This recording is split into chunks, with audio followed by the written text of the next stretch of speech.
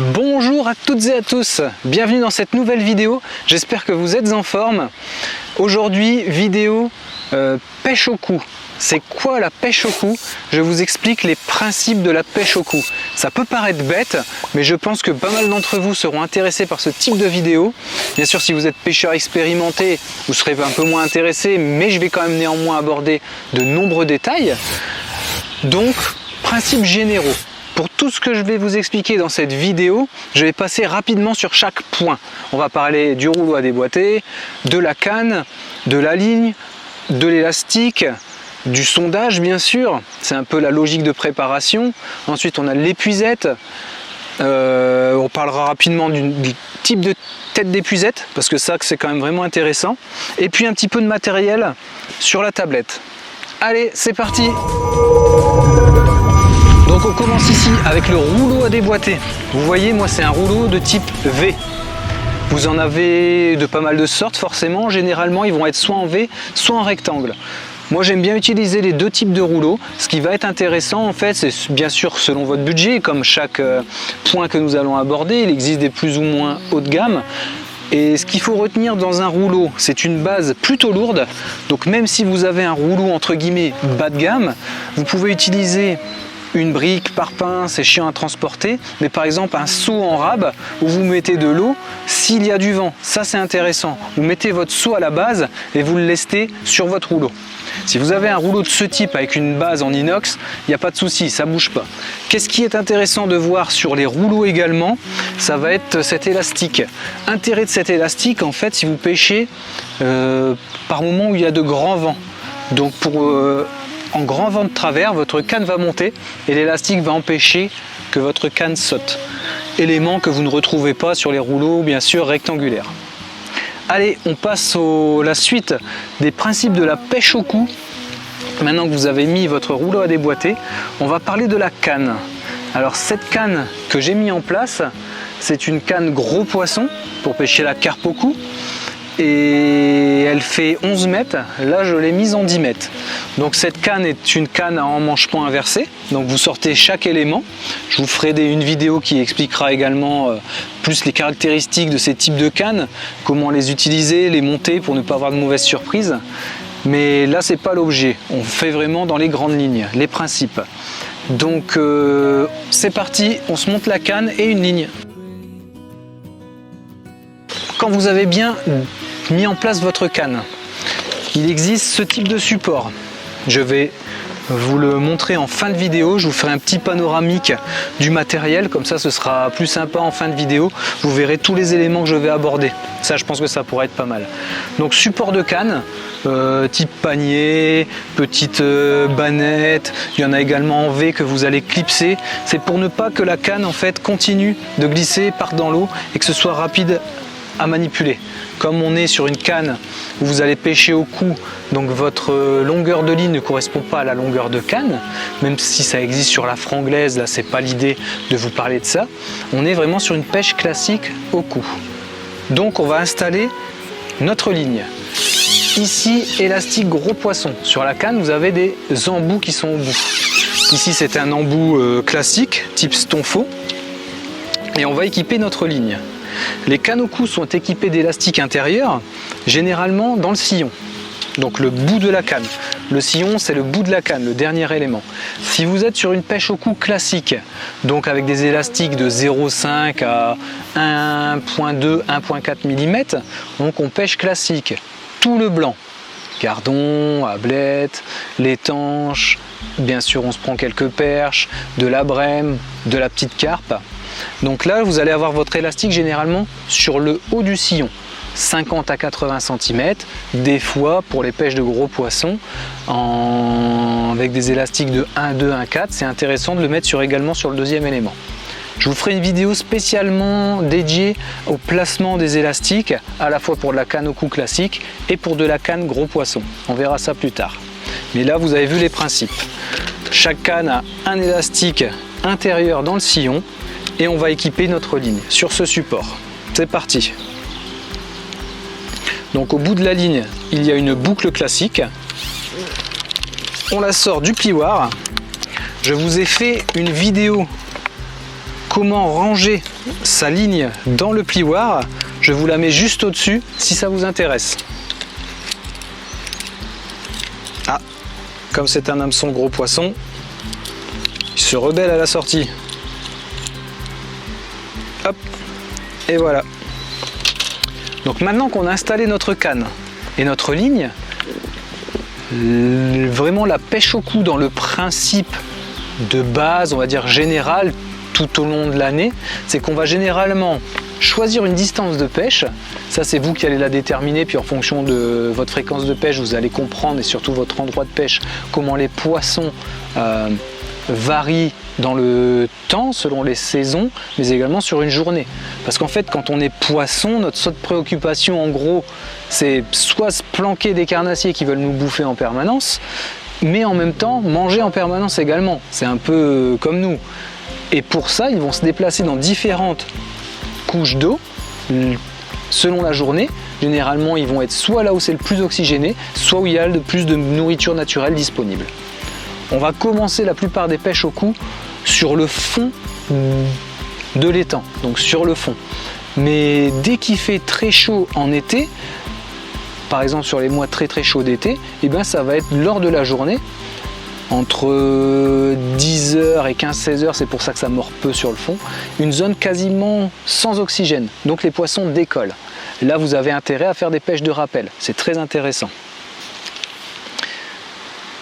J'en étais où du coup? On a mis notre ligne, on va maintenant procéder à la mise en place et à la prise du fond. Alors pour ça, vous utilisez une sonde. Il existe des sondes de ce type, donc vous ouvrez et ça va fermer, compresser. Je n'aime pas utiliser ça, j'utilisais vraiment ça au début, mais maintenant j'ai arrêté. À la fois parce que la sonde ne va pas être ultra précis par rapport à votre fond, et en plus parce qu'elle va pincer votre fil, donc faire un point faible potentiel sur le fil. Maintenant j'en viens uniquement à ce type de sonde, des sondes plates. J'ai pris un gros modèle en 20 ou 25 grammes pour vous montrer le principe. Donc ça c'est la sonde typique 15, 20, 25 grammes, voire même plus, pour sonder en canal. C'est top.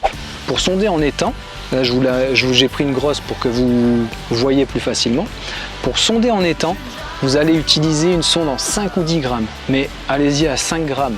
Parce que dans les étangs, il y a énormément de vases, et on ne dirait pas, mais même en 15-20 grammes, si vous vous faites prendre par la vase, avoir des 5-6 mètres jusqu'au milieu bien sûr, et bien sûr plus vous vous rapprochez du moine de vidange, plus il y a de vase, mais avoir à 5-6 mètres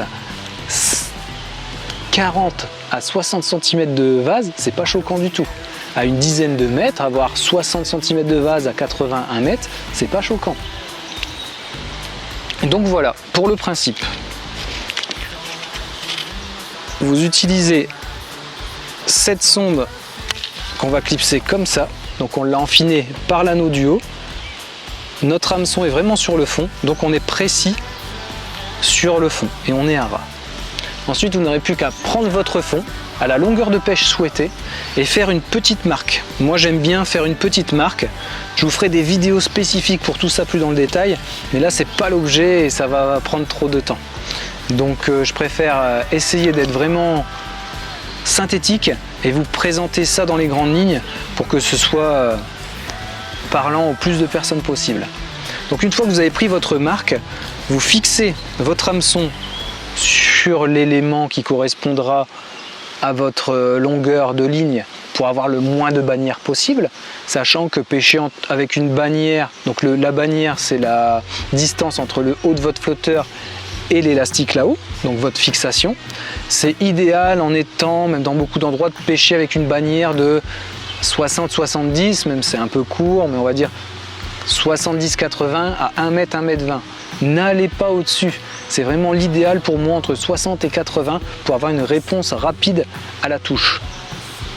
Ne pêchez pas non plus avec des bannières très courtes. Ça, c'est difficile. Si vous avez l'habitude, il n'y a pas de souci. Mais si vous débutez, mettez-vous une bannière entre 80 et 1 mètre, c'est parfait. Et pour faire votre longueur, votre repère de distance de fond, moi j'aime bien utiliser du mystique. Par exemple, le mystique me sert à ça. Je pêche très peu avec. Par contre, c'est un super repère. Vous faites un repère qui correspond à la flottaison de votre antenne, bien sûr, quand c'est équilibré. Vous avez pris votre fond, vous êtes à ras, et là, vous faites une petite marque. Comme ça. Hop.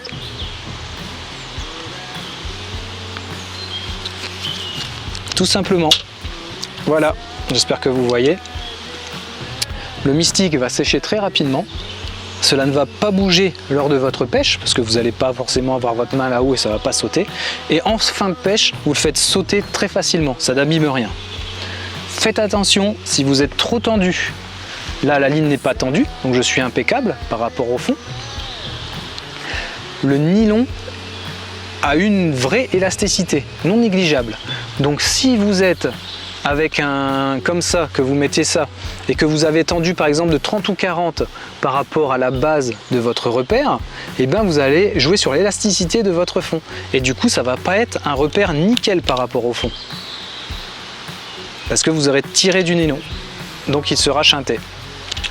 Voilà pour les principes de la mise en place de la pêche au cou et de notre ligne. On va parler maintenant un tout petit peu avant de finir des quelques matériels que j'estime indispensables. Bien sûr l'épuisette. Alors l'épuisette ici c'est également une épuisette à emmanchement inversé où j'ai mis 2 éléments. C'est une épuisette en 4 éléments que j'ai mis en 2 ici parce que ce n'est pas nécessaire d'en mettre plus. Je parlerai également dans d'autres vidéos des épuisettes, du type d'épuisette, rigide, souple, carbone, fibre. Mais surtout là, je vais vous donner une information, une indication sur le type de tête d'épuisette. Si vous pêchez les gros poissons comme ça en carpodrome, des épuisettes type caoutchouté, c'est vachement intéressant parce que ça va abîmer peu le mucus du poisson.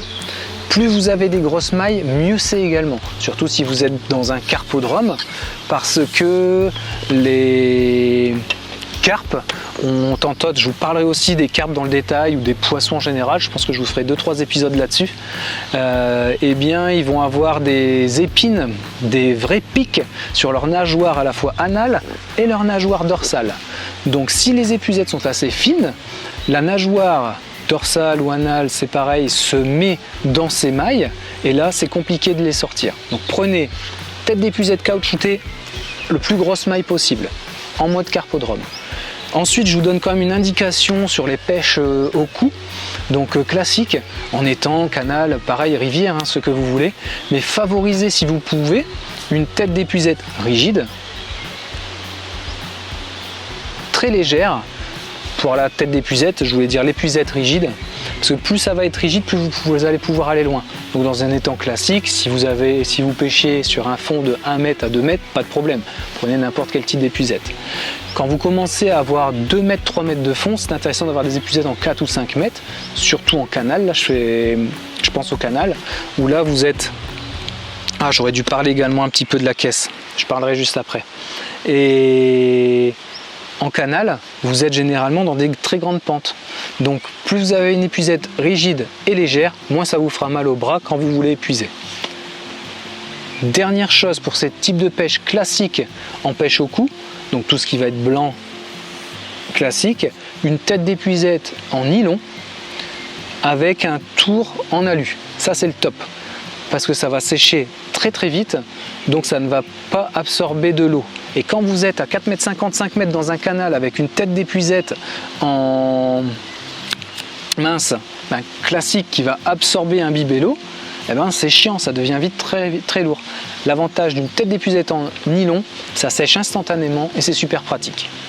Voilà, je ne l'ai pas sorti, c'est vrai que j'aurais pu penser à vous l'apprendre, mais je ferai des vidéos détaillées dans chaque domaine que je viens de vous dire. Donc, je pense qu'on va avoir une 8 à 10 domaines. Allez, je continue. Ensuite, ce que j'adore avoir et sortir pour chaque pêche, donc je vous ai dit, le plioir on l'a fait, évidemment la sonde, des plombs pour affiner l'équilibrage de la ligne. Il existe plusieurs types de plombs, en gros des boîtes de plomb comme ça, où les numéros de plomb, je vous ferai également une vidéo consacrée uniquement à ces plombs, mais là en fonction des caractéristiques des plombs, vous allez les pincer différemment. Et surtout, on a le plomb comme ça, rond, standard.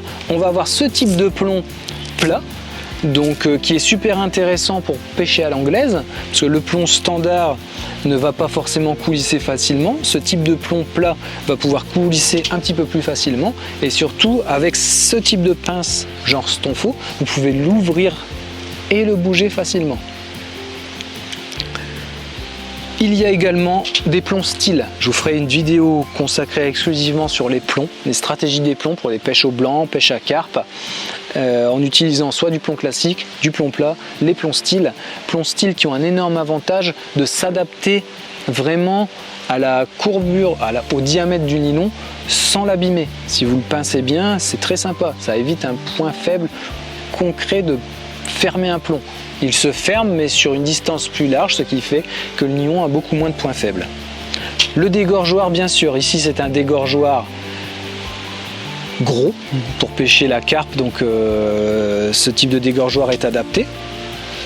Votre fil pour faire d'autres lignes, moi j'ai ça mais en fait c'était pas utile dans cette vidéo parce que je fais mes lignes en arrivant au bord de l'eau, j'adore. Là j'ai utilisé une ligne dans un plioir, mais pour les pêches de gros poissons je la fais systématiquement en arrivant au bord de l'eau. Les graisses, quand vous avez votre ligne et que vous avez préfait chez vous, des fois l'équilibrage n'est pas parfait, donc on l'ajuste avec des plombs. Et si on se loupe sur ces plombs, qu'elle est quasiment bien mais qu'elle coule quand même, c'est chiant, et bien vous avez ce type de choses, des graisses, super intéressant, couleur de graisse qui existe neutre, rouge, jaune ici, mais vous en avez de n'importe quelle couleur. Et ça, une ligne qui est légèrement surplombée, donc à ras de l'eau mais où on voit très mal, surtout si vous avez un petit peu de vague de ce type, et bien vous remettez un coup de graisse sur l'antenne et ça va la décoller, vous allez voir, c'est génial. Dernier élément que je ne vous ai pas parlé, quand je déplie ma canne, je mets un petit peu de liquide sur l'élastique. Vous pouvez utiliser l'eau bien sûr, mais moi je mets un tout petit peu de liquide dans l'élastique. Ça tient très longtemps, pas besoin d'en mettre beaucoup, et ça c'est quand même sympa pour la souplesse de l'élastique. Bien sûr, vous aurez vos èches. Là, j'ai pris l'exemple de quelques pelés parce qu'en carpodrome, c'est un intermédiaire incontournable pour avoir énormément de touches. Début de saison, fin de saison, sachant que l'été, c'est la folie, vous pouvez pêcher à peu près à tout et on verra ça dans d'autres vidéos. Je vais bientôt commencer à enchaîner les vidéos sur les préparations d'amorces, les types d'amorces, les interactions entre différentes farines et la dynamique que ça va créer dans l'eau. Donc cette dynamique et cette présentation va plus ou moins exciter les poissons pour plus ou moins en concentrer rapidement et vous déclencher le nombre de touches en conséquence. On va bientôt voir tout ça.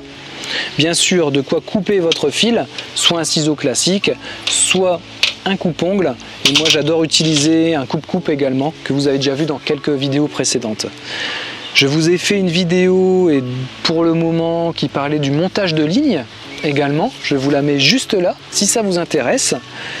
Et puis voilà, pour les principes, je vous ai dit également, ah oui, un tapis de réception si vous êtes en carpodrome, c'est quand même vachement sympa. Tous les carpodromes ne l'imposent pas, moi pour le moment je ne l'impose pas, mais je vais en mettre quelques-uns à disponibilité forcément pour les clients, parce que c'est quand même beaucoup plus respectueux pour ces poissons qui sont relativement gros, donc généralement on a tendance à vouloir les mettre sur la berge avant de les remettre à l'eau, et s'ils sont posés sur un tapis c'est quand même mieux. Ensuite on pourrait parler, pour les principes de la pêche au cou, des modèles de caisse. Ici c'est une caisse adaptée avec un ponton 6 pieds, mais vous n'êtes pas obligé d'avoir ça bien sûr, une caisse toute simple fait largement le boulot. C'est plus quelle est votre fréquence et votre utilité à acheter une bonne caisse ou une moins bonne caisse. J'ai envie de dire, c'est vraiment la technicité que vous allez mettre sur votre approche où se trouve le poisson, le type d'amorce et de mécanique et la présentation de lèche au bon endroit qui va vous faire mordre. C'est pas cette caisse qui va vous faire avoir plus ou moins de poissons, ça on s'en fout complètement. Mais par contre si vous pêchez très régulièrement, là il y a un intérêt d'avoir une caisse de ce type qui va s'adapter à n'importe quel type de berge, donc différence entre l'amont, l'aval de la barge, les pentes, vous allez la mettre droite. Élément ultra important, que vous ayez une caisse à 6 pieds ou une caisse classique, mettez-la à niveau. On se flingue le dos parce que déjà on pêche avec une canne soit là soit à gauche si vous êtes gaucher, donc ça veut dire qu'on a tout le poids de la canne à un endroit. Et si vous pêchez sur des cannes entre 6 et 9 mètres ça va encore, mais quand vous allez pêcher avec des cannes en 11,50 voire 13 mètres, elles sont quand même relativement lourdes, même si ça s'améliore vraiment avec chaque année de plus en plus en termes de rigidité sur les cannes et puis de poids très faible.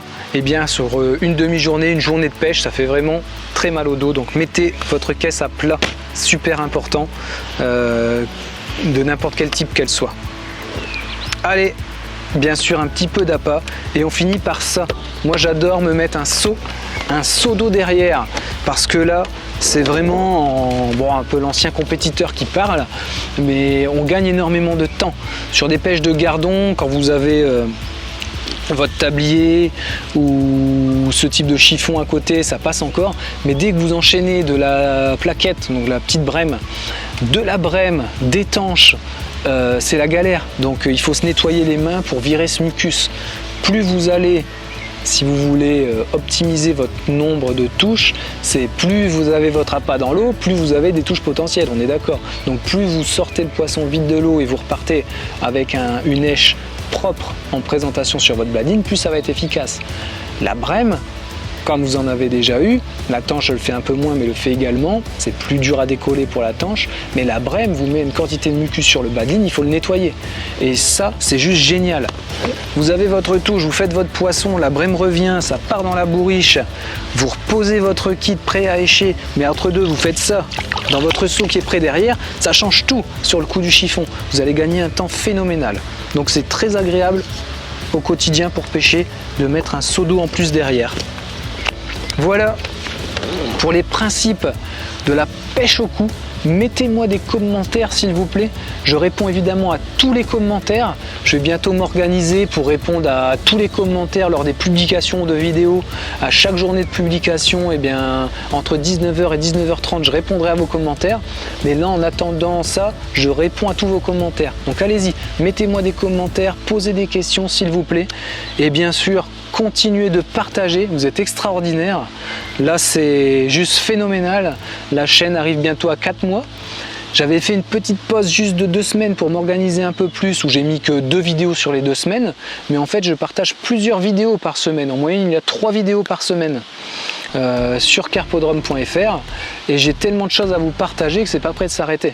Bien sûr, je vous présente à la fois ce lieu extraordinaire où vous pouvez venir pêcher aux sources de la Chabanne, donc sur le principe et sur le modèle d'un carpodrome, un étang de 1,3 hectare présentant 21 postes disponibles numérotés pour le moment, qui fait que s'améliorer en termes d'aménagement. Je vais attaquer les aménagements de pontons pour faire 3 ou 4 bons pontons, que ce soit accessible vraiment toute l'année. Je pense notamment s'il y a de la pluie, c'est un peu moins agréable d'être sur de la pelouse ou en fin de saison, début de saison. Donc c'est pour ça que je vais aménager des pontons.